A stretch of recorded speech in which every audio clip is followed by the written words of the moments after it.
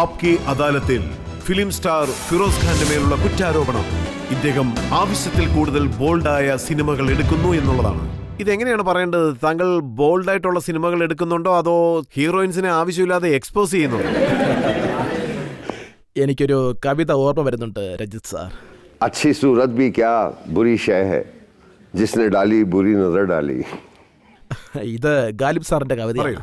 अच्छी सूरत भी क्या बुरी शय है जिसने डाली बुरी नजर डाली. അതായത് ഞാൻ ഇതുവരെ ഒരു ഹീറോയിൻസിൻ്റെയും ഡ്രസ്സ് പോയി അഴിച്ചിട്ടില്ല. നിങ്ങൾ എൻ്റെ ഏത് സിനിമ വേണമെങ്കിലും എടുത്തോളൂ. എനിക്ക് വൾഗറായിട്ടുള്ള സിനിമകൾ എടുക്കാൻ ഇഷ്ടമില്ല. അത് വളരെ താഴ്ന്ന ചിന്താഗതിയാണ്. പക്ഷേ ഞാൻ വളരെ സെൻഷ്വലായിരുന്നു. എൻ്റെ സിനിമകളും എപ്പോഴും സെൻഷ്വലായിരുന്നു. അതിനൊരു മോഡേൺ രീതി കൊണ്ടുവന്നു. ഇതുവരെയുള്ള സിനിമകളല്ലാതെ എൻ്റെ സിനിമകൾക്ക് ഒരു ബോൾഡ്നെസ് ഉണ്ടായിരുന്നു. അതായത് അവർ ധരിക്കുന്ന ഡ്രസ്സായാലും ശരി, അതായത് തോന്നിയതെല്ലാം ഹീറോയിൻസ് ഇടുന്നത്, അതുപോലെ ഹീറോസ് ഇടുന്നത്. ഞാൻ കുർബാനി സിനിമ ഒരു എക്സാമ്പിൾ ആയിട്ട് പറയാം. ഷോലെ സിനിമ കുറച്ച് വയലൻസ് കൂടുതലാണെങ്കിലും അതിന് യു സർട്ടിഫിക്കറ്റ് കിട്ടി. പക്ഷേ കുർബാനി സിനിമയ്ക്ക് എ സർട്ടിഫിക്കറ്റ് ആണ് ലഭിച്ചത്. കാരണം ഹീറോയിന്റെ ഡ്രസ്സ് വളരെ കുറവാണെന്നുള്ള കാരണം. ആദ്യം എ സർട്ടിഫിക്കറ്റാണ് തന്നെ. പിന്നെ അത് മാറ്റാനായിട്ട് ഞാൻ ഫൈറ്റ് ചെയ്തു ഒരുപാട്. ഞാനിത് ഷോലോയില് എക്സാമ്പിളായിട്ട് കാണിച്ചു. ആ സിനിമയ്ക്ക് വേണ്ടി ഞാൻ ഒരുപാട് ഫൈറ്റ് ചെയ്തു. പിന്നെയാണ് കുർബാനി റിലീസായത്. അത് എ സർട്ടിഫിക്കറ്റ് അല്ല. പക്ഷേ ജാബാസ് പക്ഷേ എ ആയിരുന്നു. ആദ്യം താങ്കളുടെ സിനിമയ്ക്ക് എ സർട്ടിഫിക്കറ്റ് നൽകി. എ വന്നിട്ട് ഞാൻ യു ഐക്ക് മാറ്റി. വഴക്കുണ്ടാക്കി. ഇല്ല, ഡൽഹിക്ക് പോയി. ദയാവാൻ എന്ന സിനിമയെക്കുറിച്ച് ഒരു സ്റ്റേറ്റ്മെന്റ് വന്നിരുന്നു.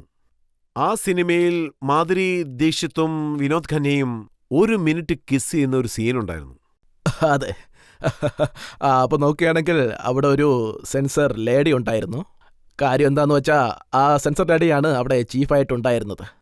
അവരാണ് അവിടുത്തെ പ്രധാനപ്പെട്ട ഓഫീസർ. അവരൊരു ലേഡിയായിരുന്നു. അവർ ചോദിച്ചു, ഫിറോസ് സാർ എന്താ ഇത്? ഞാൻ പറഞ്ഞു, അതായത് മേഡം നിങ്ങൾ പ്രേമിച്ചിട്ടുണ്ടോ? അപ്പോൾ അവർ പറഞ്ഞു, അതെ എൻ്റേത് ലവ് മാരേജ് തന്നെയായിരുന്നു. അതെ, അവർ സമ്മതിച്ചു. അപ്പോൾ ഞാൻ ചോദിച്ചു, അതിന് മാത്രം എന്ത് തെറ്റാ ഞാൻ ചെയ്തേ?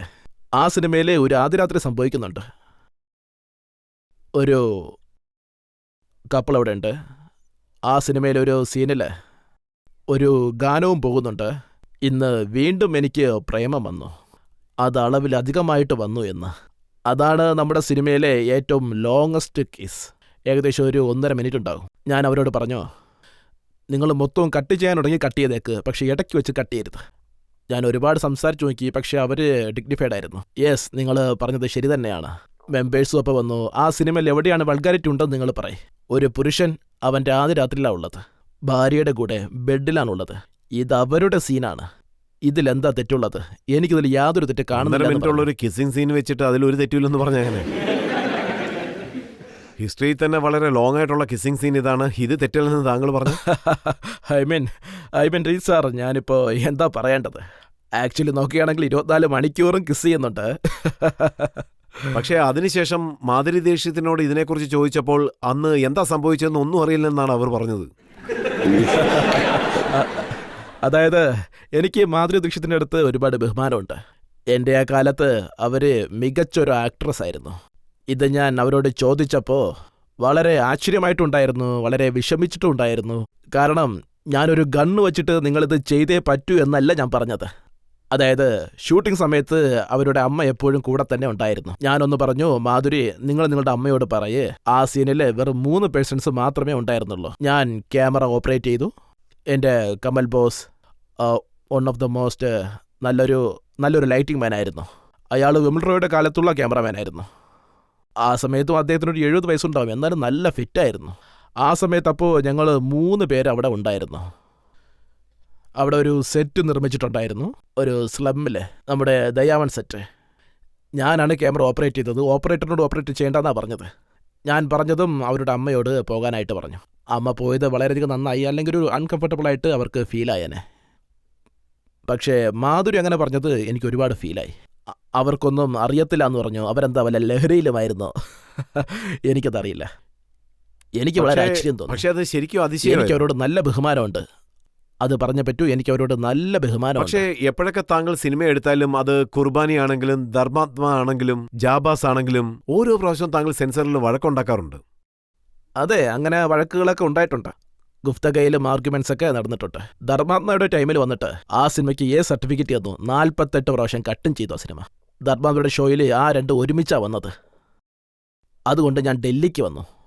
ഞാനവിടെ ഒരുപാട് കാലം ഉണ്ടായിരുന്നു. ആ സമയത്ത് ഗുജറാത്ത് സാറ് ഇൻഫർമേഷൻ മിനിസ്റ്ററായിരുന്നു. 28 ദിവസം പോരാടി. അവർ പറഞ്ഞ 48 കട്ട്സ് ഞാനവിടെ അപ്പോസ് ചെയ്തു. എൻ്റെ ട്രെയിലറും ഞാൻ അങ്ങനെ തന്നെ അപ്പോസ് ചെയ്തു. രഞ്ജിത്ത് സാർ, 48 കട്ട്സ് കൊടുക്കുന്ന രീതിയിൽ എന്തിനാണ് താങ്കൾ അങ്ങനെ ഒരു സിനിമ എടുക്കുന്നത്? അതായത് നോക്കുകയാണെങ്കിൽ ഞാൻ പിന്നെ തിരിച്ചു പോയിട്ടേ താങ്കൾ ഇല്ല. വീണ്ടും കുർബാനി എടുക്കുകയാണെങ്കിൽ വീണ്ടും താങ്കൾ സെൻസറിനോട് വഴക്കുണ്ടാക്കാൻ പോവോ? ഇല്ല, ഉറപ്പായിട്ടും വഴക്ക് നടക്കില്ല. അതായത് ഞാൻ എന്താ വിചാരിക്കുന്നത് വെച്ചാൽ സെൻസേഴ്സും പഴയതുപോലെയല്ല. ലോകം ഇപ്പോൾ ഒരുപാട് മാറിക്കഴിഞ്ഞു. താങ്കളുടെ വളരെ വലിയൊരു സിനിമയെ കുർബാനി അത് റീമേക്ക് ചെയ്യാൻ താങ്കൾ തീരുമാനിച്ചത് താങ്കളുടെ മകന് ഹിറ്റ് കൊടുക്കാൻ വേണ്ടിയാണെന്ന് പറയുന്നത് സത്യമാണോ? ഇത് വളരെ തെറ്റായിട്ടുള്ള കാര്യമാണ് രഞ്ജിത്ത് സാർ. ഒരു രീതിയിൽ നോക്കുകയാണെങ്കിൽ അത് ശരിയാണ്. എൻ്റെ ആഗ്രഹം എന്താണെന്ന് വെച്ചാൽ ഒരു ഹിറ്റ് ഫിലിമാണ്. അത് ഞാൻ എൻ്റെ ഫർദീന് കൊടുക്കാൻ ആഗ്രഹിക്കുന്നത്. പറയുകയാണെങ്കിൽ അതെൻ്റെ ജീവിത ലക്ഷ്യമെന്ന് വേണമെങ്കിൽ പറയാം. ആൻഡ് നമ്മൾ ജീവിതത്തിൽ എപ്പോഴും ജയിച്ചുകൊണ്ടേ ഇരിക്കുമെന്ന് പറയാൻ സാധിക്കില്ല. ഹിറ്റ്സ്, ഫെയിലിയേഴ്സ്, അങ്ങനെ എല്ലാം ഉണ്ട്. പക്ഷേ ഒരു കാര്യമുണ്ട്, കുർബാൻ എനിക്ക് വലിയൊരു ചാലഞ്ച് തന്നെയായിരുന്നു. ഞാൻ എടുത്ത സിനിമകളൊക്കെ നോക്കുകയാണെങ്കിൽ ആ സമയത്തൊക്കെ വളരെ ഹിറ്റായി. ഈ കാലത്തൊക്കെ സിനിമകളൊക്കെ ഒരുപാട് ടെക്നിക്സുമായിട്ടാണ് വരുന്നത്. എനിക്ക് തന്നെ അത് വളരെയധികം ചാലഞ്ചിങ് ആയിരുന്നു. ഞാൻ തന്നെ ഏകദേശം 6 മാസം എടുത്തു. അതായത് ഈ സിനിമ വീണ്ടും റീമേക്ക് ചെയ്യുന്നതിന് വേണ്ടിയിട്ട്. ഞാനാണെങ്കിൽ ആ മ്യൂസിക്കിനെയും മാച്ച് ചെയ്യിപ്പിക്കണം. മനസ്സിലാവുന്നുണ്ടോ? അതിൽ ഫിറോസ് ഖാൻ വിനോദ് ഖന്നെ അന്വേഷിക്കണം. ഈ നാസി പടത്തിലെ ഹസനെ ഫിറോസ് ഖാൻ കണ്ടുപിടിക്കണം. ആരാണ് വിനോദ് ഖന്ന? ഫിറോസ് ഖാൻ വന്നിട്ട് നമ്മുടെ ഫർദിൻ ഖാൻ ആയിരിക്കും. ഞാൻ അംജദ് ഖാൻ്റെ റോളാണ് പ്ലേ ചെയ്തത്. പിന്നെ വേറൊരു ഹീറോ സെറ്റായില്ല. പിന്നെ ഹീറോയിനും സെറ്റായില്ല. ജാക്കി ഷിറോഫും ഒരു പ്രധാനപ്പെട്ട റോള് ചെയ്യുന്നുണ്ട്. വേറൊരു പെണ്ണും ശരിയായിട്ട് സെറ്റായിട്ടില്ല. ഡേറ്റ്സിൻ്റെ പ്രശ്നവുമുണ്ട്. എനിക്ക് സ്യൂട്ടായിട്ടുള്ള ഒരു ഡേറ്റ് നോക്കിയിട്ട് ആർട്ടിസ്റ്റ് എനിക്ക് സെറ്റായ എൻ്റെ ഒരു അറിവിൽ ഒരു 6 മാസം കൊണ്ട് സിനിമ ഫിനിഷ് ചെയ്യാൻ സാധിക്കും. From November to April. അത് ഞാൻ കമ്മിങ് ദീപാവലിയിൽ റിലീസ് ചെയ്യും. താങ്കൾ അഭിനയിച്ച സിനിമയൊക്കെ നോക്കുകയാണെങ്കിൽ താങ്കൾ അഭിനയിക്കുമ്പോൾ ഹീറോയും കൂടെ തന്നെ കാണും. ഒരുപക്ഷെ താങ്കൾ ഹീറോ ആണെങ്കിൽ സൈഡ് റോളിൽ ഒരാൾ കാണും. പക്ഷേ ഞങ്ങൾ കണ്ട സിനിമകളിലെല്ലാം എന്താണെന്ന് വെച്ചാൽ ആ മറ്റൊരു ഹീറോ മരിച്ചു പോകാറുണ്ട്. പക്ഷെ ഫിറോസ് ഖാൻ എപ്പോഴും രക്ഷപ്പെടും. അത് യാദൃച്ഛികമായിട്ട് നടന്നതാണ്. അതങ്ങനെ തന്നെയാണ് നടന്നത്. അതായത് ആ ജാനഷീന ഒഴിച്ച് ഫർദീൻ ഖാൻ എന്നെ വെടിവെച്ച് കൊല്ലും. മകൻ എന്ന് വന്നു കഴിഞ്ഞാൽ പിന്നെന്താ? അപ്പോൾ ഈ പുതിയ സിനിമയിലും അങ്ങനെ തന്നെ സംഭവിക്കുമോ? ഫർദീൻ രക്ഷപ്പെടുമല്ലേ? അതിനെപ്പറ്റി ഒന്നും തന്നെ എനിക്ക് പറയാൻ സാധിക്കില്ല. എന്താന്ന് വെച്ചാൽ അതായത് ഈ കാര്യം രഹസ്യമായിട്ട് വയ്ക്കാനാണ് ഞാൻ ആഗ്രഹിക്കുന്നത്. ഈ സിനിമ റിലീസ് ആകുന്നത് വരെ ഓഡിയൻസ് അത് കണ്ടിട്ട് തീരുമാനിക്കട്ടെ. താങ്കൾ ചോദിക്കൂ. നിങ്ങൾ ഇന്ത്യക്ക് വേണ്ടി ചെയ്യുന്ന കാര്യങ്ങളെല്ലാം തന്നെ ശരിക്കും അഭിനന്ദനാർഹമാണ്. അതിന്റെ പേരിൽ ഞാൻ നിങ്ങളെ ഹൃദയം കൊണ്ട് അഭിനന്ദിക്കുകയാണ്. നിങ്ങൾ വളരെ നല്ലൊരു കവിത പാടിയിരുന്നു. അതുകൊണ്ട് നിങ്ങളെ പുകഴ്ത്തിക്കൊണ്ട് ഞാനും ഒരു 2 വരി കവിത പാടാമെന്ന് കരുതുന്നു. അത് मंजिल मिले न मिले इसकी आरजू नहीं मंजिल की राह में मेरा कारवां तो है. നല്ലത്.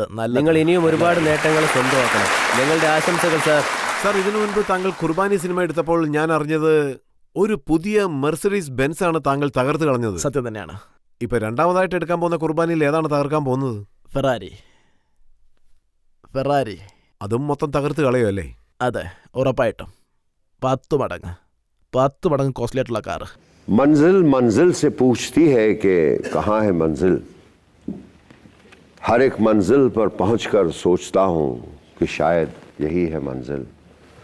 गर मंजिल पर पहुंचता हूँ दूर से लगता है मंजिल का नज़ारा सुहाना. इसी कश्मकश में है सारा ज़माना. സാർ, നിങ്ങളുടെ ജീവിത രഹസ്യം എന്താണെന്ന് പറയാമോ? അതുകൊണ്ടാണോ സാർ ഇത്ര സ്മാർട്ടായിട്ടും യങ് ആയിട്ടും ഇരിക്കുന്നത്?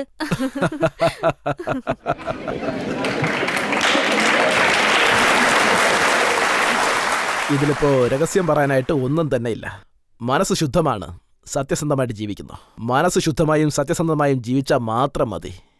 न मोहब्बत के लिए न दोस्ती के लिए वक्त रुकता नहीं किसी के लिए.